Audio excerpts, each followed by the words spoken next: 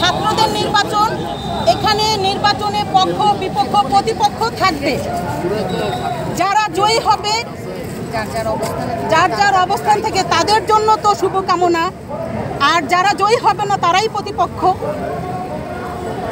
প্রধান প্রতিপক্ষ বলে আসলে মনে করছেন আপনাদের দলীয়ভাবে, যেহেতু আপনি একজন নেত্রী পর্যায়ে রয়েছেন, এই জায়গা থেকে আসলে আপনারা কাদেরকে প্রতিপক্ষ হিসেবে চিন্তা করছেন বা সেভাবে? আসলে শুনেন, আমি আপনাকে ক্লিয়ারলি উত্তরটা দিয়েছি, কিন্তু আপনি আমার কোয়েশ্চেনটা মানে আমার আনসারটাকে আপনি পেঁচায় আবার কোয়েশ্চেন করছেন।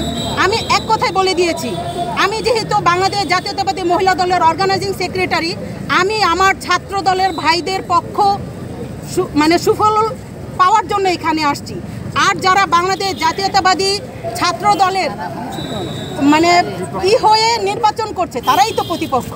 এবার সে যে দলেরই হোক, যেই ইসেই হোক।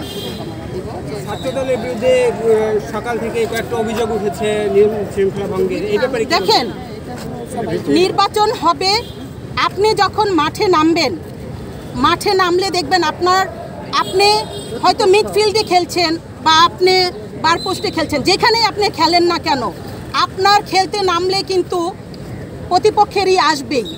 এখন এটা আপনি কতটুকু সহ্য করতে পারবেন এটা হচ্ছে আপনার উপরে।